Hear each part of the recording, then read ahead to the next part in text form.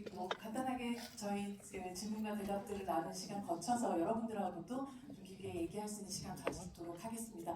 여러분들 큰 박수 주시면요. 오늘의 주인공 이동희 배우와 그리고 이기혁 감독님 그리고 오늘의 큰 응원을 안고 이 자리에 오신 이재훈 배우 함께 하시겠습니다. 큰 박수 부탁드립니다.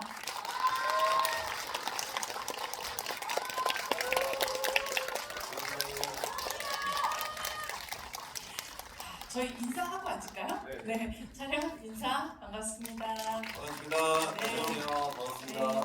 네. 자리해 주시죠. 오늘 특별한 손님과 함께 하는 자리여서 더욱더 의미가 있는 것 같습니다. 감독님부터 진짜 꽉 채워주셔서 한 분도 없이 한 분도 빠진 자리가 없이 인사 말씀 부탁드립니다. 네, 안녕하세요. 저는 메소드 연기 시나리오 쓰고 연출한 이기혁입니다. 반갑습니다. 안녕하십니까. 저는 메소드 연기를 관람한 관람객으로 오늘 참석하게 된 배우 이재훈입니다. 안녕하세요. 이재훈 배우 팬미팅 오신 거 진행 맡은 이동입니다. 반갑습니다. 이동희 배우님이 아주 겸손하게 말씀하셨지만 또 이게 어떤 영화에 대한 깊은 마음이 아니면 혹은 또 배우에 대한 깊은 애정이 아니면 함께하기 힘든 자리라는 생각이 드는데요. 재훈 배우님 영화 또 메소드 연기 어떻게 보셨는지와 오늘 어떻게 또 이 자리에 함께하시게 됐는지 그 과정을 좀 낱낱이 들어보고 싶습니다. 네. 천만 배우, 패셔니스타, 멀티테이너, 예능 섭외 1순위인 배우 이동희가 존재하고 그리고 엄마와 형과 함께 사는 또 인간 이동희가 있고 그리고 작품 속에서 존재하는 캐릭터 이동희가 이렇게 삼위일체가 되어서 시너지를 내는 이 메소드 연기를 이 장르를 하이퍼 리얼리즘 코미디라고 해야 될까요? 장르까지 이렇게 또 만들어주시고 네, 그렇게 느껴지는 작품인데 근데 단순히 너무 재밌겠다 하고 극장에 와서 앉아서 보고 처음에 시작하자마자 웃었지만 가면 갈수록 인간의 어떤 희노애락을 정말 깊이 느낄 수 있으면서 어떻게 보면은 우리와는 또 다른 사람일 수 있잖아요. 저는 충분히 공감할 수 있지만 근데 다른 분들이 보셨어도 되게 공감되는 지점이 많은 작품인 것 같아요. 그래서 저는 또 이제 시사회 때 여러분들하고 같이 봤는데 가면 갈수록 엄청 웃다가 다들 이렇게 흐느끼시는 이제 관객분들이 많아서 그래서 저도 되게 같이 덩달아 울 뻔했는데 참으면서 오히려 그 반응을 좀 이렇게 살폈던 것 같아요. 아무래도 저는 이동희 배우에게 애정이 있는 사람이잖아요. 그래서 이 영화를 또 어떻게 봐주실까에 대한 관람객들의 궁금함이 있었는데 정말 예상은 했지만 그 예상 그 이상으로 다들 더 많이 웃어주시고 그리고 기뻐해 주시고 같이 또 슬퍼하고 공감해 주셔서 저는 너무너무 이 영화를 좋게 잘 보게 되었습니다. 네. 동희 배우가 입이 되게 근질근질한 듯이 옆에서 지금 쳐다보고 거의 있어요. 최고로 비싼 AI 프리미엄 요금? 거의 100만 원 넘는 월 100만 원 넘는 정말 그 정도의 완벽한 이 정리를 역시 우리 대표님 최고 정말. 아까 정말 전에 감사합니다. 그런 얘기 하셨잖아요. 저희 대기하면서 오늘 이 자리를 함께 해주신 대표님 덕분에 네. 앞으로 종신 네네네. 제가 여러분들 앞에서 선언을 하나 하겠습니다. 많이 촬영하고 계시니까 좀 갑자기 좀 긴장되는데요. 여러분 우리 이재훈 대표님이 저를 쫓아내지 않는 이상 저는 컴포니온의 종신계약을 선언하겠습니다. 종신계약 선언 너무나 박수 한번 감사합니다. 하시죠. 너무 인증이 되어버렸네요. 너무 감사한 마음에 그렇습니다. 네.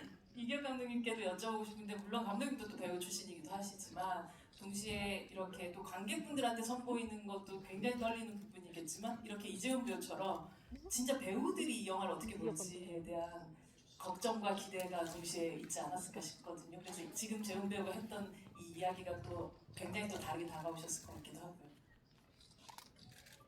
네, 사실 저희 영화가 이제 뭐 많은 어떻게 보면 배우의 이야기이기도 하고 많은 현장의 신들이 많다 보니까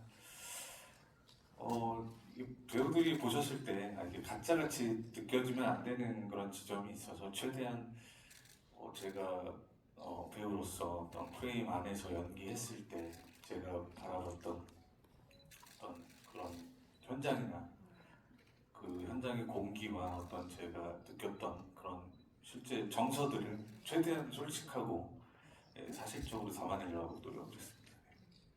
정말 그 사실적인 어떤 느낌 같은 게 극 중에서 정태민이 이동희 선배님에게 그 시상식 공개 프로포즈를 하는 그런 장면이 나오는데 너무 떠올리는 어떤 장면이 있지 않았어요, 여러분? 이것은 정말 이재훈 부교환의 이 씬이 없었다면 과연 탄생될 수 있었을 씬인지에 대한 궁금함이 있기도 했었는데 우연히도 그렇게 된 것입니까? 아니면 영향을 받으신 건가요? 이건 재훈 선배님 영향이 너무 컸고 제가 맞은 말이요. 워낙 그 유튜브에 이제 조회수도 높고 알고리즘으로 자주 뜨기 때문에 시나리오를 쓴 과정에서 자주 참고하면서 봤었고요. 뭐 물론 극 중에 어떤 정태민이 이동희 배우에게 제안하는 건 뭐 복수의 빌미로 제안하는 거기 때문에 뭐 다른 의미지만 네. 그 참고를 많이 했습니다. 그 장면 보셨을 때 어떤 느낌이었어요? 딱히 그 저의 경험이 떠올려지진 않고 그냥 그 자체로 되게 집중이 되었었던 것 내가 같아요. 교환 씨한테 복수하리라고 아니잖아요, 그렇죠? 전혀 모르는 사이였는데 그때는. 그렇죠. 그래서 어떻게 보면은 말씀하신 대로 약간 일맥상통하는 그 지점이 있어서 이제 말씀을 해주셔서 떠올려지게 되는 것 같아요. 되게 제 개인적으로는 되게 흥미로운 지점인데 그거를 감독님께서 또 어느 정도 또 영향을 받으셨다고 하니까 그게 너무 또 신기한 것 같아요. 정말 그 인연 때문에 결국 탈주라는 영화가 또 만들어질 수 있었기 때문에 네. 결과적으로 굉장히 아름다운 프로포즈였었죠. 그렇죠. 네. 사실 영화 속에 있는 경화 수업이 네네. 뭐 시작부터 되게 쇼킹하게 했지만 시청률이 계속 올라가잖아요. 그러니까 나름 해피엔딩이 아닌가요? 맞습니다. 맞아요. 해피엔딩이죠. 네, 의도하고는 상관없이. 네, 잘 이제 성황리에 맞춘 드라마가 됐으니까. 그러니까요. 네. 네. 이 작품은 사실 그 단편부터 시작된 감독님과 동희 배우의 인연으로 이렇게 장편으로 블록까지 된 그런 영화이잖아요. 이 과정들에 대해서 뭐 여러분들도 많이 알고 계신 분들도 계시겠지만 혹시 모르시는 분들을 위해서 간략하게 동희 배우가 이 과정을 살짝 설명을 좀 해주시면 어떨까요? 네, 일단 우선은 그 단편으로 공개된 메소드 연기라는 작품은 아무래도 좀 현장 이야기에 좀 집중을 했던 것 같아요. 그냥 현장에서 벌어지는 하루의 어떤 해프닝, 거기까지 가게 되는 과정만 어떻게 보면 핀셋으로 딱 집어서 그걸 포인트를 잡아가지고 거기서 벌어지는 어떤 소동극을 좀 그렸던 것 같고요. 그것을 이제 장편화하는 과정에서 이 작품을 과연 대중분들하고 어떤 소통을 이어갈 수 있을까 했을 때 가장 보편적으로 떠오르는 게 이제 가족의 이야기, 가족 구성원의 어떤 그런 다양한 어떤 사람들을 취재하면서 그분들의 어떤 다양한 그리고 형제가 특히 있는 가족들을 많이 취재하면서 많은 공감대를 사려면 어떤 부분을 또 발췌를 해야겠다 했을 때 저희가 이제 취재했던 분들의 공통점이 예전에는 이제 장남이나 이런 이제 첫 번째 이제 장남한테 역할이 좀 많이 있었던 시대가 있었잖아요. 네. 근데 이제는 어떻게 보면 좀 장남이 동생을 위해서 뭐 양보를 하는 어떤 그런 모습들도 더러 보여지고 형제들끼리 이렇게 누군가의 어떤 꿈을 밀어주기 위해서 뒤에서 이렇게 서포트를 하게 되는 과정을 겪는 가정들을 좀 많이 좀 참고하면서 가까이에는 뭐 감독님 역시도 친형제가 있지만 형의 어떤 형이 꿈을 이제 동생이 대신 이루도록 좀 뭔가 서포트를 하는 형태의 가정으로 좀 보여져가지고 감독님 이야기를 좀 가지고 오면서 저는 이제 외동아들로 자랐기 때문에 아무래도 좀 그런 부분에 있어서는 이제 많은 이제 인터뷰를 통해서 자료 조사를 해가지고 좀 거기에 녹여봤죠. 가장 가까이에 있는 게 가족이라는 생각이 들었고요. 그러다 보니까 이제 가족과 여러 주변의 이제 구성원들이 형성이 되면서 이 영화가 좀 확장이 됐던 것 같아요. 배우라는 특별한 직업에서부터 사실 시작했지만 결국 인생을 살아가면서 각각의 롤 안에서 그 역할을 때로는 연기하기도 하고 때로는 조금은 실망시키기도 하는 그런 모든 자신의 역할들을 해나가는 사람들에 대한 이야기로 좀 확장이 된 것 같아요. 감독님이 처음 도미 씨 만났었던 게 한 20년도 넘은 시간이죠. 네. 벌써 그렇게 시간이 와. 네, 저희 네. 대학교 때부터 알던 사이라서요. 도미 씨가 굉장히 적극적으로 좀 쫓아다녔던. 쫓아다니진 않았고 부러워했죠.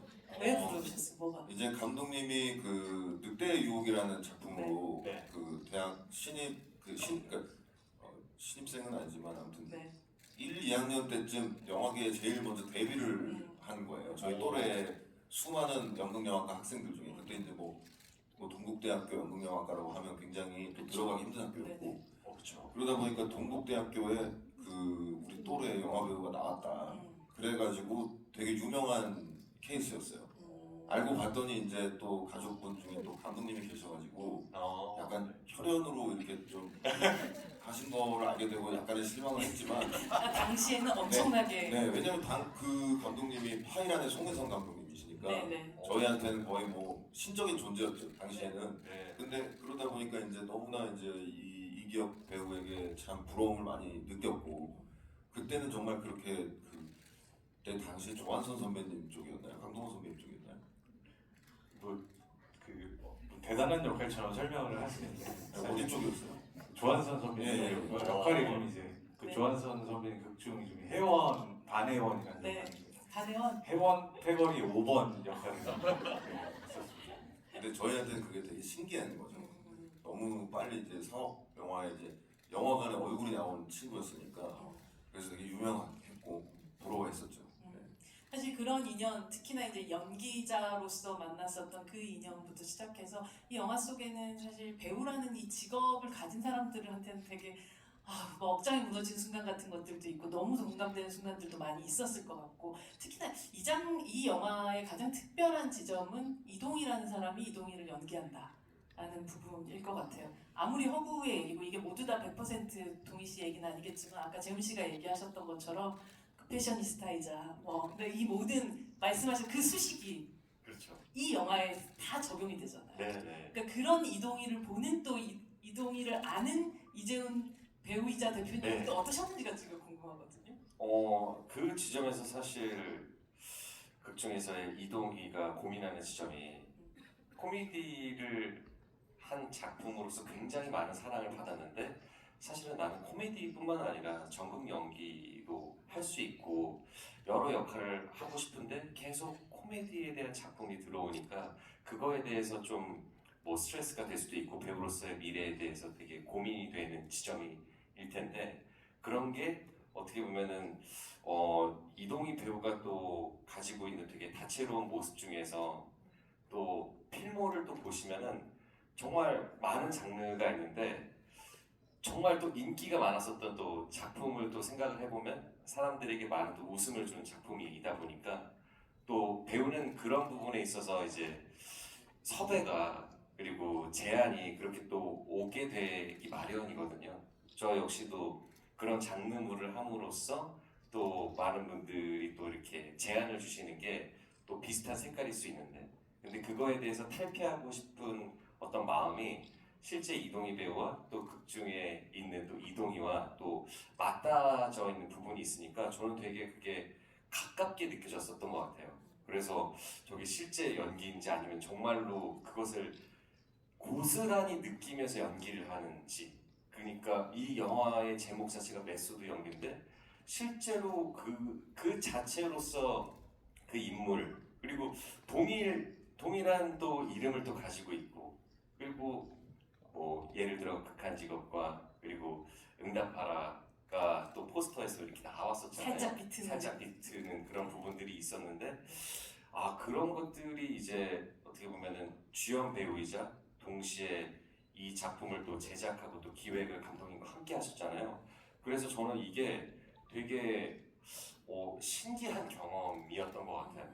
그래서 이런 부분에 대한 고민이 어떻게 보면은 극 중에서 이 많은 벌어지는 상황들이 웃기기도 하지만 한편으로는 되게 페이소스가 굉장히 많이 네. 느껴지는 그래서 그런 연기 자체가 저는 되게 놀라운 지점으로서 또 끝을 향해 가는데 그래서 마지막에는 정말 실로 경악을 금치 못할 정도로 엄청난 그 연기를 보여줘서 그래서 되게 놀랐던 것 같아요.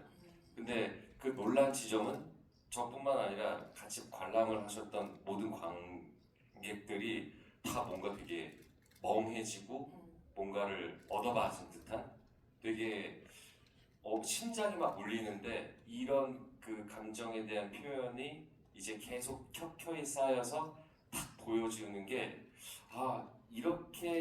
이런 게 배우의 삶인가를 이 영화를 통해서 또 간접 경험을 하면서 오히려 더 많이 이동희 배우에 대한 그 마음을 더 알게 된 작품인 것 같아요. 본인에게 이동희 배우 본인에게도 약간 테라피가 된 작품이 아니었을까 싶기도 하고 어쩌면 내 마음 속에 있는 모든 것들을 바깥에 꺼내서 함께 해결하자 하는 느낌 같은 것도 좀 들기도 했었고요. 그럴 것 같아요. 이제 사실은 이거를 굳이 뭐 남들에게 이야기하지 않을 부분일 수도 있는데 개인이 가지고 있을 고민인데 그것을 작품을 통해서 또 이런 고민에 대한 지적을 녹일 수 있다는 용기 자체가 저는 너무 훌륭한 것 같아요. 네. 어찌됐건 끝까지 포기하지 않고 계속 나아가는 모습들이 담겨져 있잖아요. 그래서 네, 저는 솔직히 그래서 이 영화의 러닝 타임이 한 이제 93분 네. 정도 되는데 오히려 좀 짧다는 생각이 들었던 것 같아요. 더 많이 좀 더 있었으면 좋겠다. 네, 그래서 되게 보는 즐거움이 너무 컸던 작품인 것 같습니다. 이어지는 다음 고민은 대표님과 함께 또 사적으로 얘기를 좀 하시면서 풀어 나가셔야 되지 않을까 싶기도 괜찮네요. 하고요. 네. 메소드 연기 2가 나오면 네. 또 이동희 배우가 나오면서 저도 함께 나와가지고. 병희 배우님은 이제 조금 네네. 더 큰일 하시고 그렇죠. 병희 선배님은 이제 매니저로서 이제 대표로 가는데 네. 저는 이제 동료 배우로 나오는 거죠. 네, 나와서 같이 재밌네요. 네, 뭔가를 또 배우 이재훈으로서 메소드 연기에 나오는 이재훈으로 나오는 거잖아요. 되게 또 재밌는 그런 상황들이 연출이 많이 되지 않을까. 아까 이기혁 감독님이 이제 동희 배우님이랑 조금 한 템포 쉬었다가 같이 할 거라고 얘기하셨는데 그래요? 갑자기 이 얘기 들으니까 좀 솔깃하실 것 같은데요? 그 한 템포가 이제, 네. 이제 뭐 작품으로의 한 템포는 아니고요.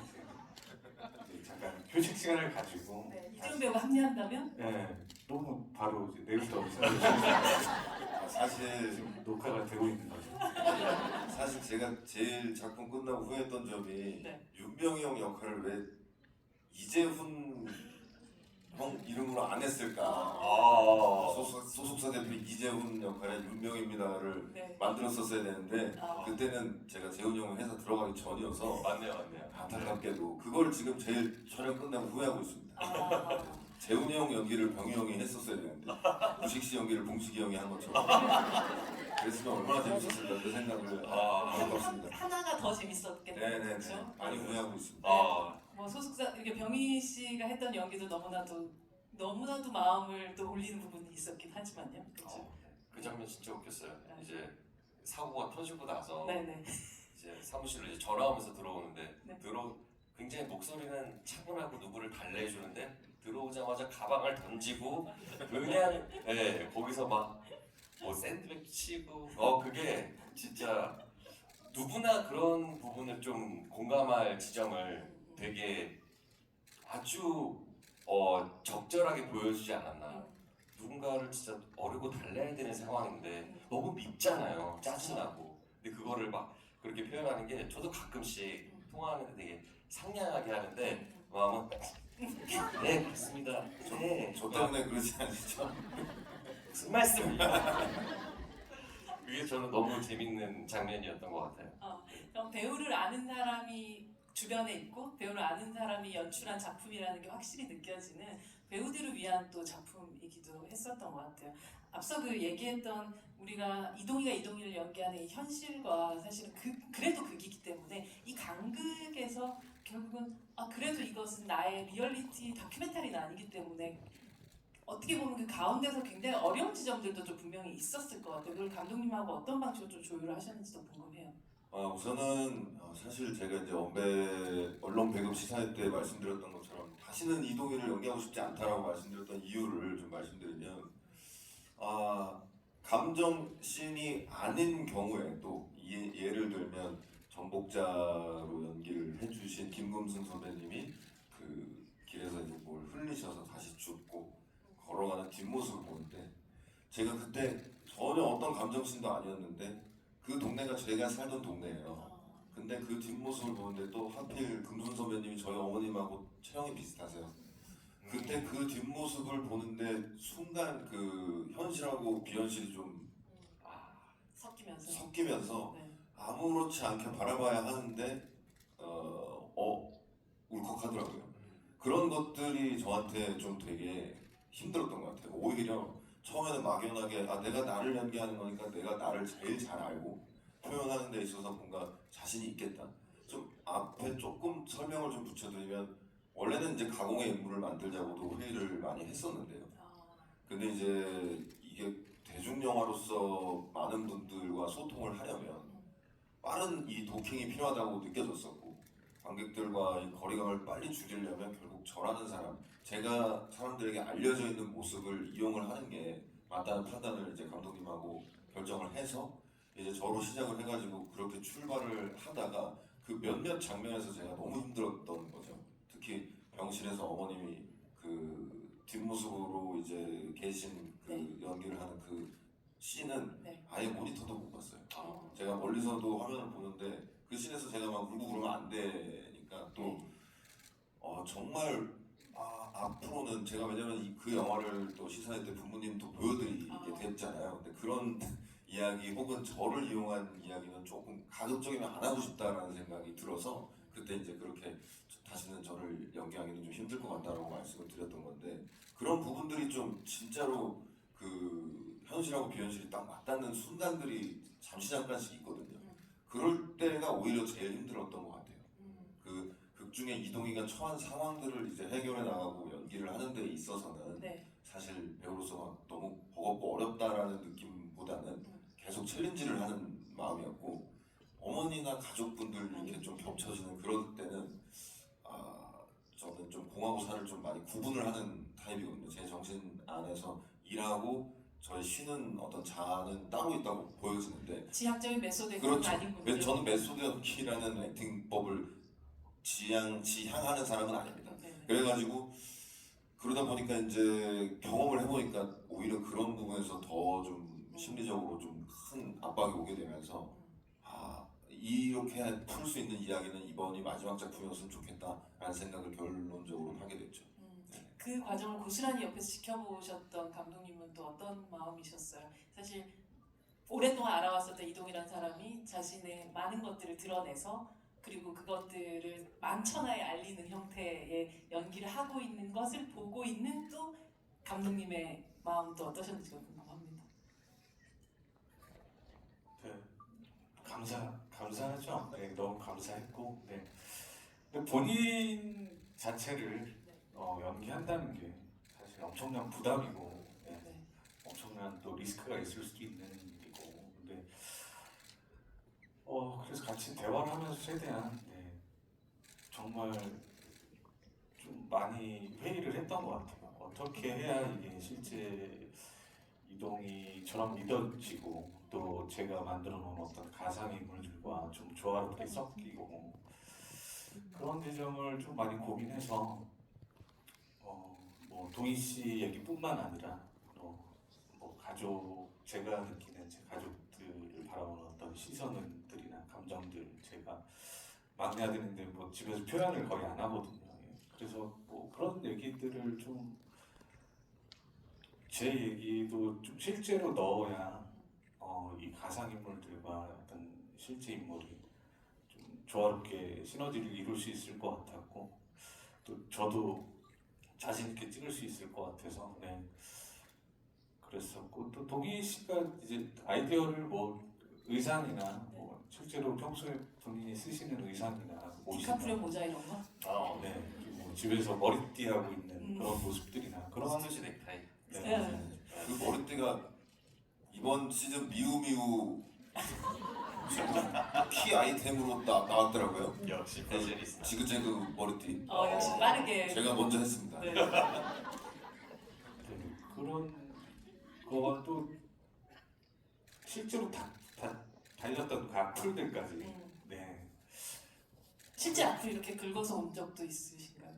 네, 제가 조사를 해서 이제 도시 이제 악플들을 다 취합을 해가지고 대사에 녹였는데 아, 너무 수위가 세가지고 네.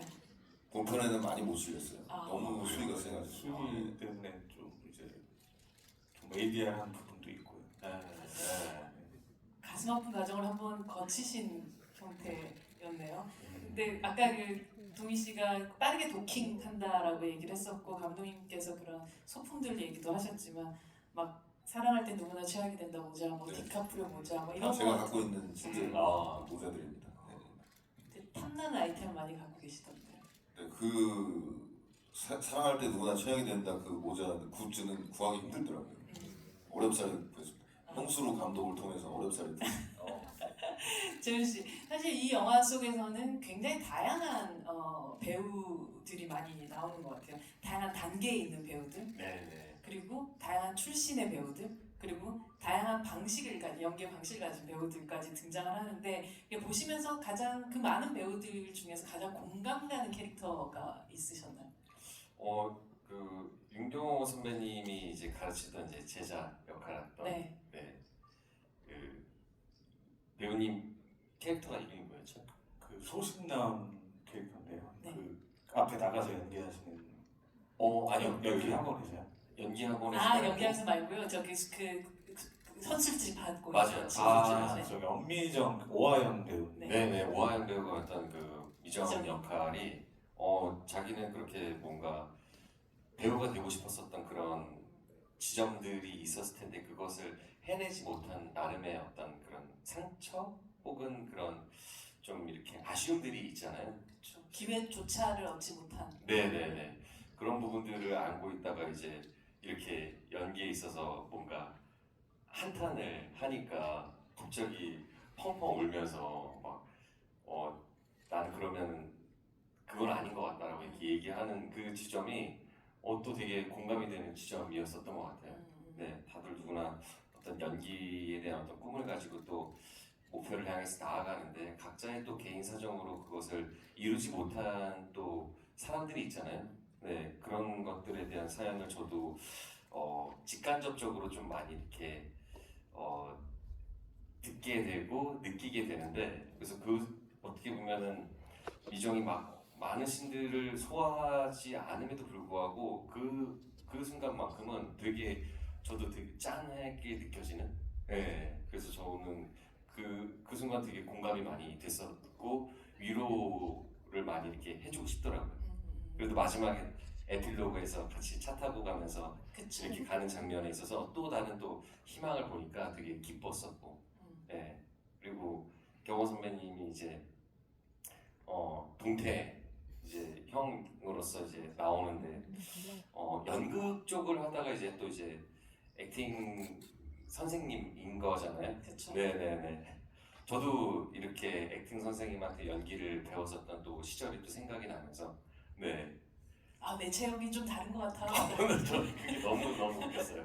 네, 사실 그런 부분에 대한 이제 예전에는 지금은 좀 많이 없다라고 느껴지는데 예전에는 진짜 그 무대 연기와 그 매체 연기에 대한 그 어떤 톤 앤 매너 차이가 되게 크게 느껴져서 이게 맞는 것인가에 대한 어떤 토론들도 되게 많이 했었거든요. 그래서 네, 되게 배우로서 공감이 되는 어떤 지점들이 많은. 네, 그리고 실제 갑자기 뭐 우연치 않게 동희 현장에 와서 뭐 매니저님이 지금 잠시 부재로 인해서 케어를 해주는데 내가 캐릭터를 맡아야 되는 또 상황이 되어서 금빛봉님 상승책. 와 그거 하는데 진짜 뒤집어지셨죠? 네, 너무 웃겨가지고 근데 그게 정말 그 짧은 순간이지만 엄청난 희노애락을 담았다라는 느낌을 저는 받았어요. 저도 연기하는 순간에 그렇게 그 대사 포인트가 안 되는 것 때문에 수십 번 NG를 내서 많은 스태프들한테 민폐를 끼친 기억이 있거든요. 그래서 아무리 해도 안 되니까 잠시 쉬었다 가자고 하고 결국에는 대사를 못 외워서 너무 굴욕적인 순간이었지만 그래도 그 촬영을 빨리 끝내야 하니까 대사를 스케치북에 적었어요. 대사를 스케치북에 적고 그리고 이제 카메라 뒤에다가 이렇게 들고 있는 거죠. 그래서 연기하면서 슬쩍 보면서 연기하고 그때 그 어떻게 보면은 경험은 아직까지도 생생한 것 같아요. 분명히 내가 그 대사를 외웠는데 액션하면 생각이 안 나거나 자꾸 버벅거리거나 그래서 가끔씩 아직도 악몽처럼 떠올려지는 순간인데 근데 이 영화에서는 그 순간을 되게 재밌고 유쾌하게 풀어냈잖아요. 근데 저도 굉장히 많이 웃으면서 되게 많이 또 약간 가슴 아픈 얼마나 해내고 싶었겠어요 정태가. 네.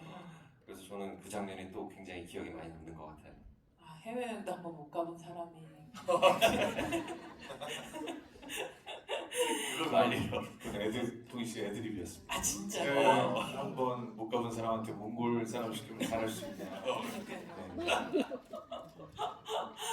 그러나 하지만 그 형은 그걸 다음 그 어떤 성공의 열쇠로 판넬로 만들어서 그렇게 그러니까요. 그렇게 또 승화를.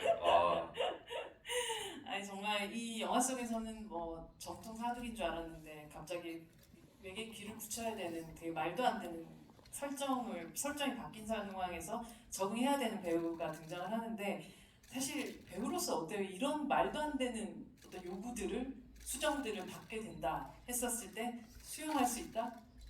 아니다? 어떨 것 같으세요? 만약에 제가 아직 경험이 없고 신인 배우로서 뭔가 열심히 해야 한다는 그런 자세만 갖고 있었다면 그냥 귀 붙이나요? 원래 하면서 이렇게 가는 게 맞나 하면서 하고 더 진지하게 막 연기했을 것 같아요. 네. 근데 지금은 나 안 해! 하잖아요. 바로 그렇게 나오지 않았을까 생각이 드네요. 동희 씨는? 근데 그런 어떤 상황들이 그런 비슷한 귀가 자라는 설정은 아니지만 네. 사실 드라마 찍다 보면 비일비재해요. 그러니까 그렇죠. 뭔가 정말 황당한 그런 그 대본의 수정들도 있을 때도 있고 왜냐면 시청자분들의 반응에 따라서 이제 시시각각 변하는 게 드라마 대본이다 보니까 그 정도로 막 귀가 자라는 그런 것까지는 아니지만 네. 조금 그런 것들에 대한 어떠한 풍자도 약간 좀 있었던 그 구조죠. 네네네. 재민 씨도 약간 그런 경우도 있었어요? 그 극단까지는 아니겠지만 이제 드라마 같은 경우는 예전에 막 이렇게 생방송으로 이제 그 주에 나오고 나서 그 다음 주는 그렇죠. 아예 벌써부터 대본 자체가 없는 거예요. 그래서 그래서 이제 끝나고 나서 이제 대본을 기다리는 거죠.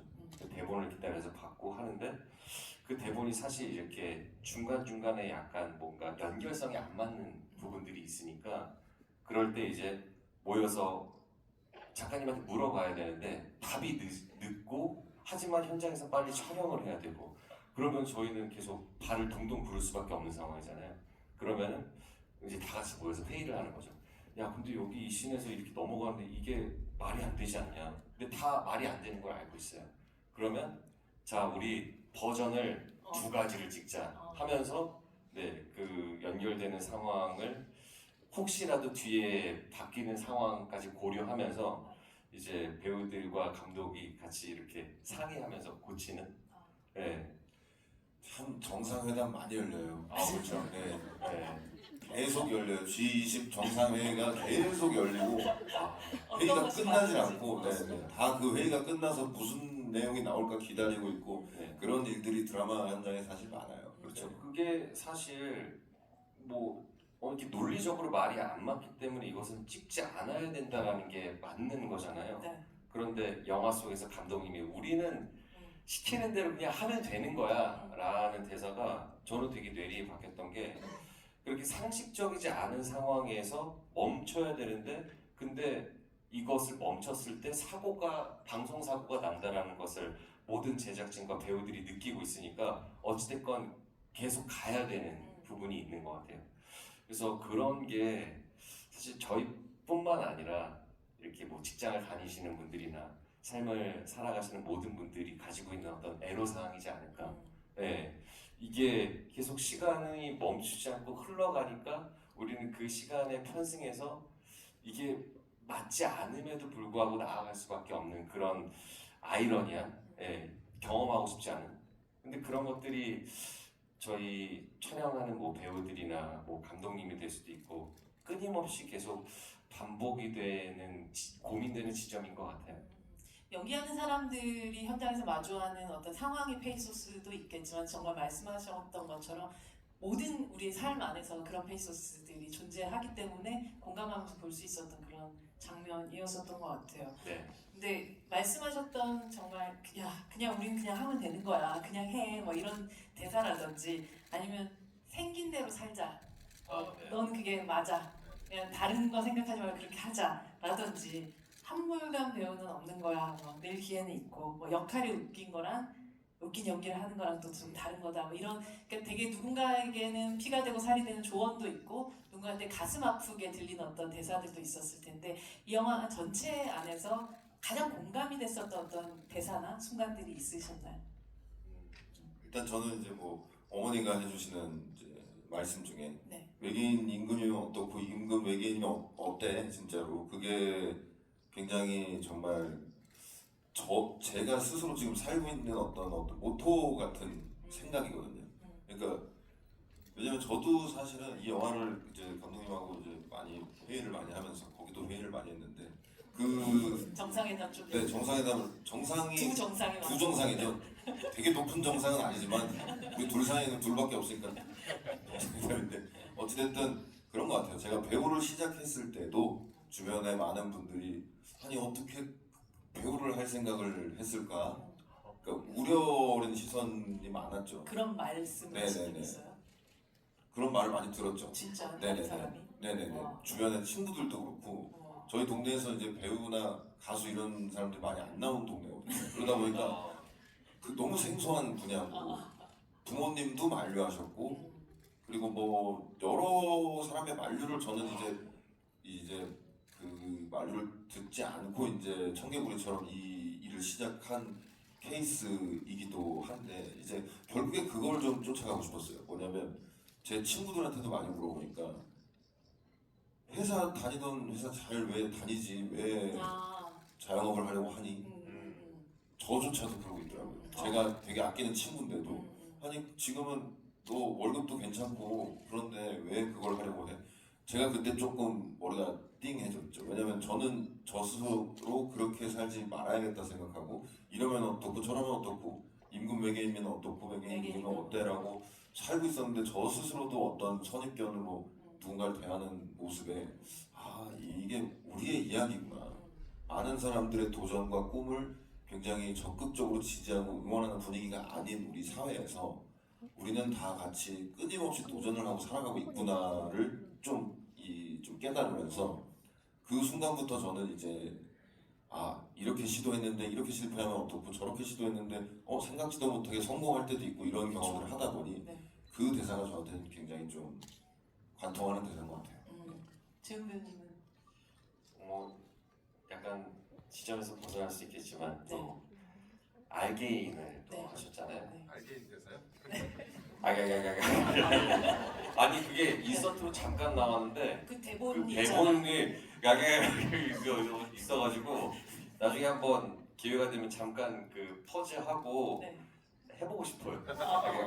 그래서 딱 그 부분만 캡처해가지고. 그래가지고 네, 그게 어찌됐건 텍스트로 있는 대사였다는 게 그렇게 또 열연을 한 거잖아요. 네, 그건 누군가 그리고 연기를 해야 되니까. 그렇죠. 네. 작가님의 의도하고 다 맞춰가지고. 그렇죠. 네. 그게 되게 재밌었어요. 되게 신박하고. 고백하겠습니다. 다 들리겠습니다. 하지만 맥락과 뜻은 다 이해가 된다. 네.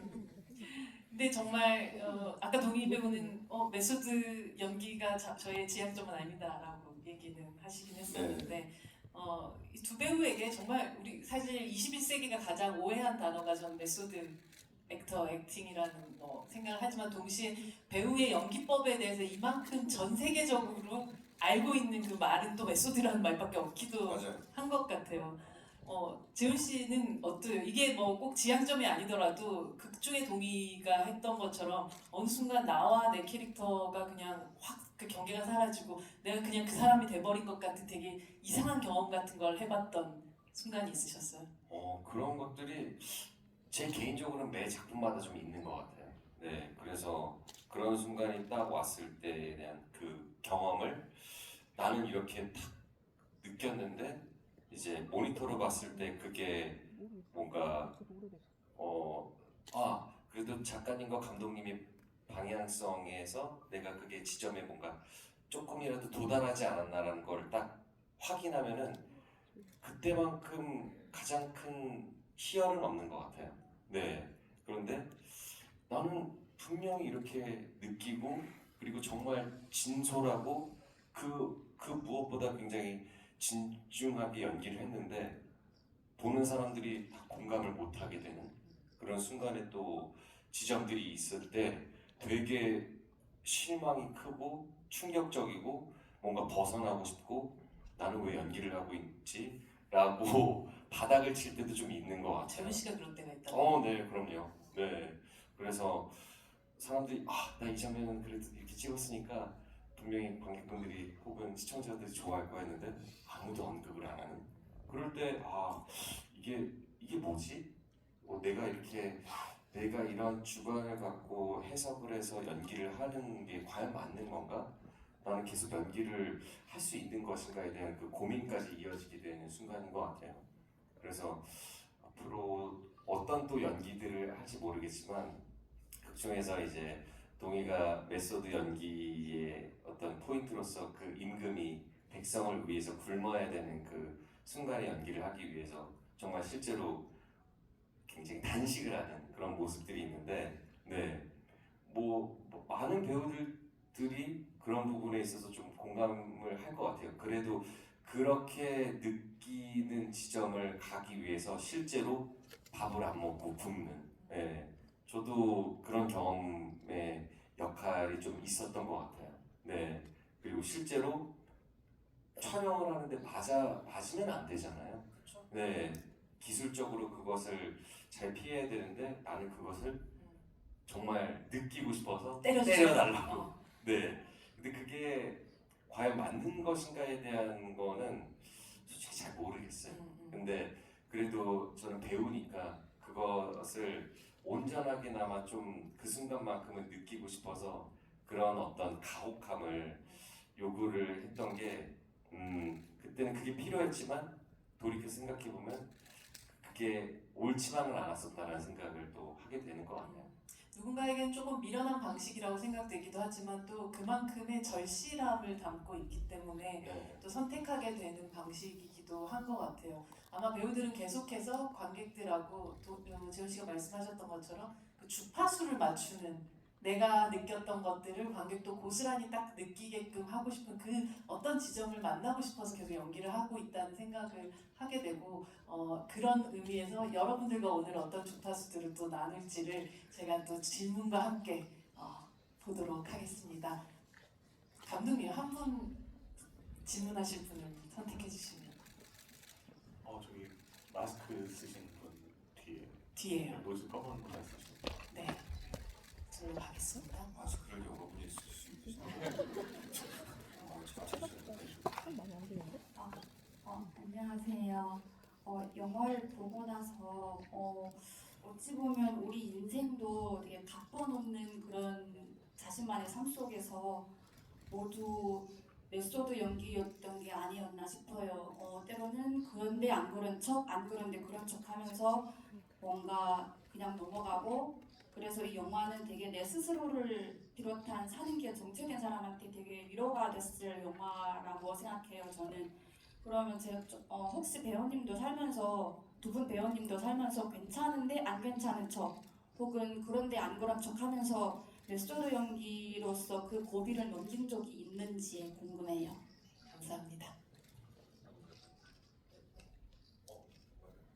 네, 아이고 그렇게 봐주셨다니 정말 의도한 바대로 영화를 봐주셔서 몸둘 바를 모르겠습니다. 너무 해석을 잘해주셨어요. 맞아요. 그러니까 제 그러니까 살면서 제 직업이 정말 괴롭다라고 느껴졌던 순간이 바로 제 친구의 장례식 날이었어요. 네, 장례식 이제 병원에 이제 안치된 날 아침에 저희 친구들하고 가서 이제 회의를 했죠. 거기서부터 뭐 대성통곡이죠. 그런데 그날 저녁에 행사가 있었어요. 아주 좋은 브랜드 행사여가지고 도저히 참석을 안 할 수가 없었고 이미 약속된 행사이다 보니까. 그런데 그 많은 카메라와 그 관계자분들 앞에서 계속 웃어야 되는데, 왜냐면 그 약속이잖아요. 그 자리에 가서 또 제가 임해야 되는 행동인데 그때 정신적으로 굉장히 많이 무너졌습니다. 너무나 큰 슬픔이 제 이 뱃속에서 정말 꿈틀거리고 찢어질 정도로 아픈데 계속해서 웃어야 되는, 그리고 그 행사가 끝나고 바로 장례식장으로 달려가서 또 거의 뭐 실신할 정도로 그 쓰러지게 됐었는데, 그때 제가 나의 직업이 이게 맞는 것인가에 대한 어떤 그 충격이 진짜 있었어요. 근데 그게 시간이 지나고 생각해 보니까 저만 그런 게 아니더라고요. 배우라는 직업을 가진 저만 그런 게 아니라 정말 많은 사람들이 그 있는 그대로의 나 스스로에 대해 온전한 모습으로 누군가를 다 대하면서 살 수는 없잖아요. 예의를 갖춰야 하고 그 격식을 또 갖춰야 되는 자리도 있고, 그리고 또 이렇게 또 뭔가 또 정말 그 감정을 숨겨야 되는, 근데 그게 저만 그런 게 아니라고 딱 또 느껴지는 순간부터는 좀 괜찮아졌었는데, 그날만큼은 정말 저한테 큰 충격이었어서 그 경험을 그대로 그 이번에 그 마지막에 임금이 연기하는 감정으로 좀 가지고 와봤어요. 그래서 그 연기를 할 때 한 4가지 정도로 좀 쪼개봤는데, 하나는 진짜 이동희도 있고요. 하나는 진짜 임금이 된 그 정태민을 바라보는 아버지의 마음, 그리고 극중 이동희가 어머니를 잃은 슬픔, 이런 것들을, 그리고 이제 하나는 좀 살짝 표현이 좀 덜 된 것 같은데 알게인으로서의 어떤 네, 그런 어떤 것까지, 네. 그 4가지의 그 겹겹이 쌓여있는 레이어가 그 독백 안에 다 흘러나오길 바랬었거든요. 근데 그 장면의 어떤 출발점이 됐던 게 바로 그날의 기억이었기 때문에 그때 진짜 이를 악물고 버텼었죠. 그날은. 네. 제가 진짜 너무 맞아요. 우리가 어떻게 보면은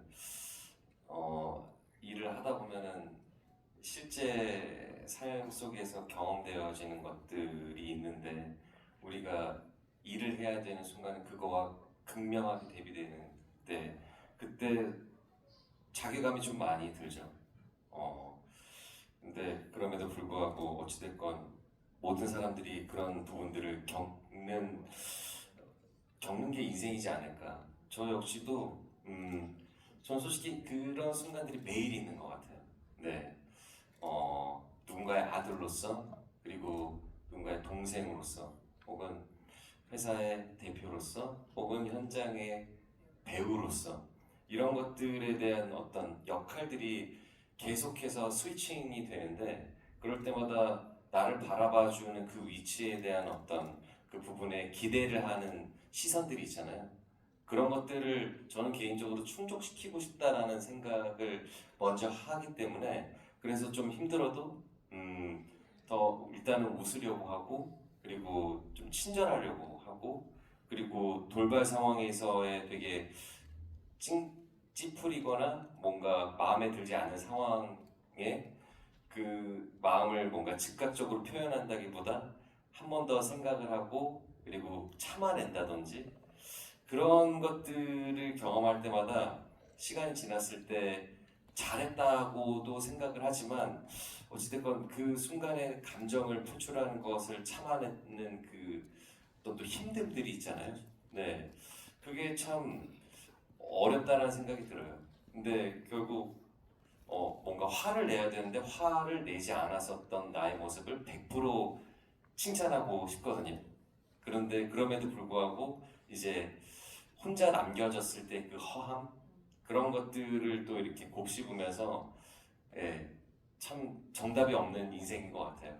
계속 저를 스스로 또 어르고 달래주면서 그렇게 가게 되는데 결국에는 좋은 사람들과 내가 나를 믿는 사람들에게 조금씩 그런 나의 모습을 지금 이 순간에 제가 솔직하게 이야기하잖아요. 그런 것들이 있을 때 조금이나마 아 내가 그래도 숨을 쉬면서 살고 있구나라는 거를 느끼게 해주는 것 같아요. 그래서 저는 이 작품이 저를 그렇게 느끼게 만들어준 작품인 것 같아요. 사실 어머니 정복자가 굉장히 암에서 아프고 힘든데 힘든 내색 한번 보이지 않잖아요. 그냥 웃고 아무렇지도 않은 척 쿨하게 하시는데 그게 모든 또 이제 부모님의 그 자식들이 걱정하는 부분에 있어서 보여지는 모습 아닌가. 그래서 또 공감이 또 많이 되고 그런 지점이 있었던 것 같습니다. 사실 어머니야말로 이 영화 속에서 가장 마지막까지 뒤를 들키지 않았던 메소드 액터였다고 생각이 들어요. 맞아요. 네. 그래서 아까 동희 씨가 말했던 그 건널목에서 건너오던 그 순간 처음으로 본인이 의도하지 않았던 관객이었던 아들에게 잠깐 그걸 들키는 순간이기도 했었고 그래서 그 장면 저는 굉장히 좋아하거든요. 그래서 재훈 씨 얘기를 들으니까 또 어머니 연기가 얼마나 또 좋았나 다시 말 한번 못하죠. 네, 진짜. 이금순 선배님 우리 최고예요, 제니 진짜. 엄마 네, 제니 엄마 최고예요. 이금순 선배님도 최고지만 저희 친어머니도 최고예요. 저희 어머니 아버지도 아프면 아프다고 얘기를 맞아요. 정말 최고의 메소드 액터이십니다. 저희 엄마도 최고. 근데 진짜 아프면은 아프다고 얘기를 얘기 해야 좀 될 것 하십시오. 같아요. 혹시나 계시면 여기서 그런 액팅 하고 계시는 분들이 있다면 네, 꼭 얘기하셨으면 네, 좋겠어요. 빨리 카메라 끄시는 게 좀 좋다고 생각을 하고 무대에서 좀 내려와 주셨으면 좋겠습니다. 다음 질문으로 가도록 하겠습니다. 재훈 배우님이 한 분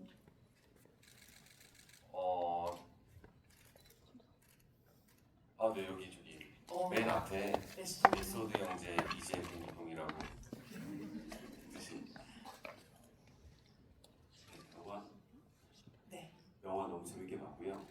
그 극중하고 지금 현실하고 그 소속사 대표님하고 배우님이신데 실제로 회사가 진짜 필요한 투자인데 정말 이동희 배우가 하기 싫은 그 역할이 제안이 왔을 때 그래서 뭐 뽀로로 실사화라든가 좋아요. 그거 괜찮은데 하고 싶어요. 뽀로로 시사. 네. 탄의 전제하에 소속사 대표님을 타는 어떻게 전제하에 그렇게 하실지 판단을 하실지 그리고 만약에 이제 반대였을 경우에 대표님한테 그런 제안이 들어왔는데 꼭 회사에 필요한 투자인데 이동희 배우님은 어떻게 판단할지 영화를 보다 궁금해가지고 네. 좀 질문 드리고 싶습니다. 네. 회사 운영이 많이 어려운 상태입니다. 매우 어려운 상태요. 네. 굉장히 많은 또 설득들이 있을 텐데 네. 사실 그런 지점이 실제적으로 있어요. 네. 그리고 올해 벌써 이제 조금 있으면 매니지먼트를 운영한 지 이제 5년 차가 되는데 한 해 한 해 지나가면서 저한테 있어서의 그 고민들은 솔직히 더 많아지는 것 같습니다. 근데 그런 지점에서 배우들과 함께 또 일을 하게 되었을 때 작품을 통해서 뭐 캐릭터 이야기를 할 수도 있고 감독이나 그 작가에 대한 글의 방향성에 대해서 이야기를 하게 될 텐데 혹은 개런티가 될 수도 있겠죠. 근데 그런 것들을 좀 저는 냉정하게 봤을 때 회사의 입장도 당연히 있지만 제가 아무래도 배우이다 보니까 배우의 입장으로서 더 많이 생각을 하게 되는 것 같아요. 배우가 그 작품을 했을 때 이후에 보여지게 되는 어떤 이미지가 될 수도 있고 아니면은 정말 보여주고 싶었던 연기에 대한 어떤 지점이 될 수도 있고 그게 시간이 지나서 그 작품을 돌아봤을 때 그 배우에게 내가 이 작품을 잘했구나라고 느끼게 해주는 게 저는 대표로서의 위치라는 생각을 하게 되는 것 같아요. 그래서 그렇게 배우들과 소통을 하고 있고, 계속 배우가 잘 돼야지 결국은 회사가 잘 된다라고 저는 믿고 있는 사람이기 때문에 그래서 뽀로로는 괜찮다고요. 저는 회사 운영이 어렵다는 전제하에 뽀로로 무조건 괜찮습니다. 해야죠. 무조건. 네네네. 저는 저보다 저희 회사 저희 가족이 더 중요한데 제가 이제 나이가 이제 40대를 넘어서 가장 중요하게 생각하는 게 저보다는 제 주위 사람들이어서 정말요? 반드시 하겠습니다. 근데 이제 회사 운영이 어렵다는 전제하에 근데 제작자가 뽀로로 역할은 꼭 재훈 씨가 해야 된대.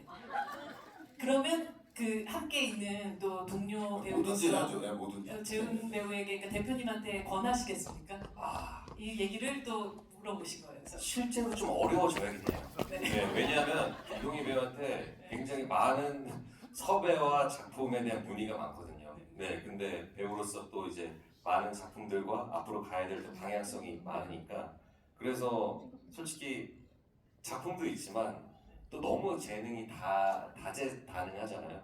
그래서 네, 좀 너무 바쁘게 있어서 그래서 한편으로는 그게 또 미안하기도 하고 네, 죄송합니다. 네. 대표님 죄송합니다. 앞으로는 연극과 독립영화를 좀 줄이도록 하겠습니다. 두 분이 아스팔트에 들어놓는 하늘의 별을 보는 네네. 그런 순간에 뽀로로 실사화를 하면 무조건 해야죠. 네, 부탁한다는. 네, 네. 감사하게 생각하고 하도록 하겠습니다. 네. 저희 시간이 거의 끝났는데 혹시 한 분만 그래도 동희신 씨한 분만. 이렇게 손을 이렇게 흔들고 계시는 분. 네네네. 제일 뒤쪽이신가요? 아니 여기 아, 가운데. 앞쪽 네네네. 가운데. 네네네. 네.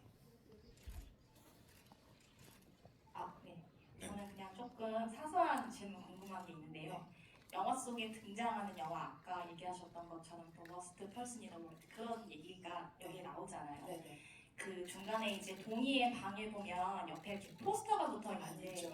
트랜스포팅도 있는 것 같고 오션스 11도 있는 것 같고 그리고 이제 살짝 지나가는 장면 중에 이 영화 배우 동의가 거기서 불안당을 촬영했던 장면이 나오는데 사실 우리가 아는 그 변성현 감독님의 그 동명이 작품 불안당이에요. 아 진짜? 불안당. 불안당이요? 응답하자 극한 직장 불안. 죄송합니다. 아니 당연히 불한당 같죠. 근데 그래서 저는 무슨 생각을 했냐면 이게 일반적인 그냥 픽션 드라마면 그 캐릭터 동의가 저런 약간 액션 누아르 영화를 하고 싶었구나라는 게 이렇게 숨어 있다고 생각을 하는데 이 드라마는 약간 그 픽션과 논픽션을 왔다 갔다 하는 영화다 보니 이게 그 카메라 뒤에 있는 사람의 어떤 마음이 좀 담겨져 있는 어떤 것들인가 싶은 생각도 들어가지고 이제 그런 것들 이제 영화 선택하신 것들 이렇게 살짝씩 넣어놓은 것들이 혹시 좀 의미가 있나? 아니면 여기서 하고 싶은 얘기가 있으셨나? 라는 게 좀 궁금합니다. 동희 씨가 혹시 자기야 내 왔대 이걸 하고 싶으셨던 거? 아니요. 그렇다기보다는 일단 그 포스터는 제가 20살, 21살 때부터 갖고 있었던 지금도 갖고 있는 액자예요. 개인 그- 소장품. 네네네.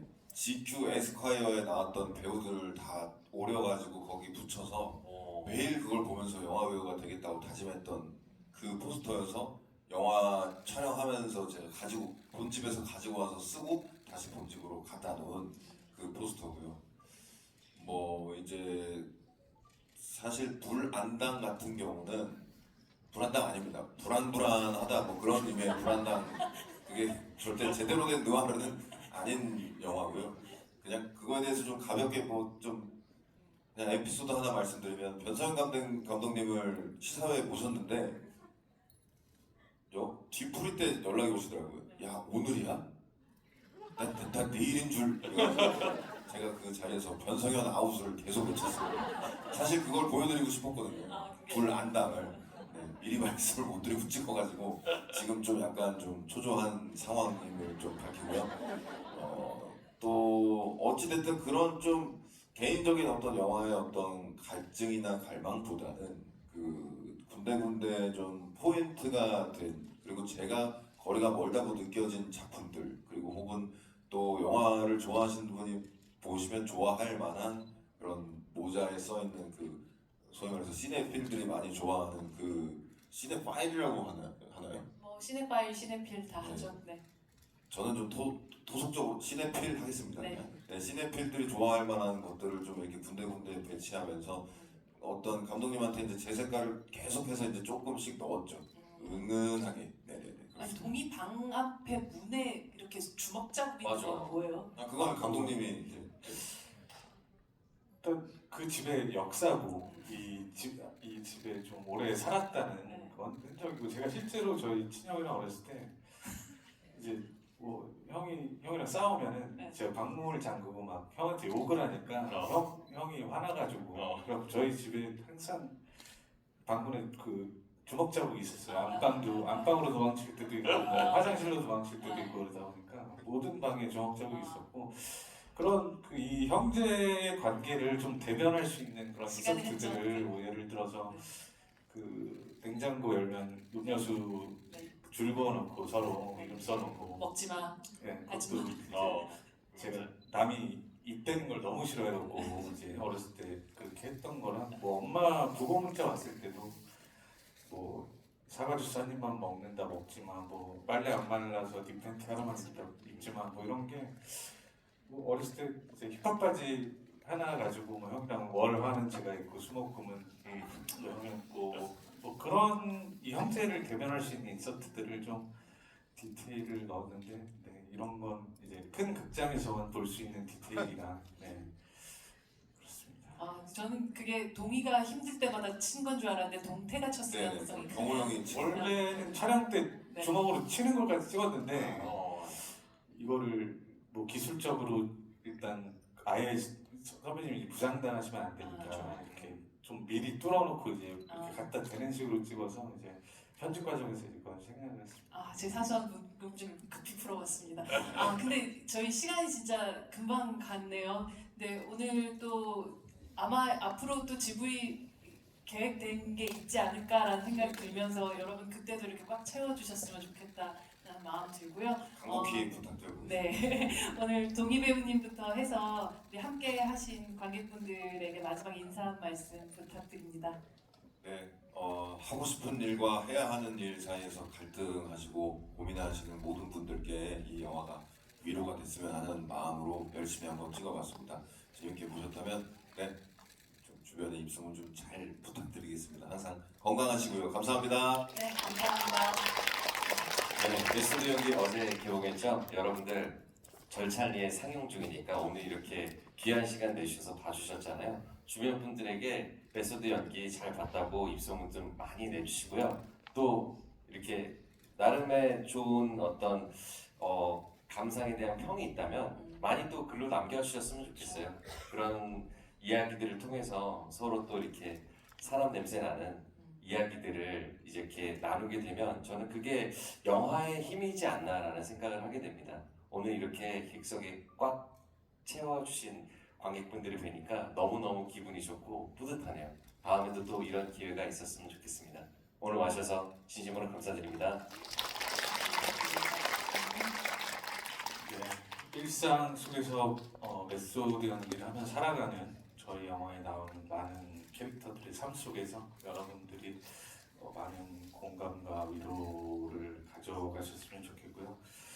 그리고 여러분이 입소문을 내주셔야 아까 재현 선배님이 말씀하신 그 상대 배역으로 출연하시는 메소드 연기 2를 제가 찍을 수 있기 때문에 그렇죠. 뽀로로는 말고. 네, 많은 입소문 부탁드리겠습니다. 감사합니다. 감사합니다. 네, 메소드 연기 2를 저희 기대하면서 오늘 이 자리에 함께 해주신 관객분들과 배우분 그리고 감독님께 박수 치면서 저희 이 자리 마감하도록 하겠습니다. 감사합니다. 안전히 대구로 돌아가십시오. 감사합니다. 그리고 2시간까지 감사합니다. 고맙습니다.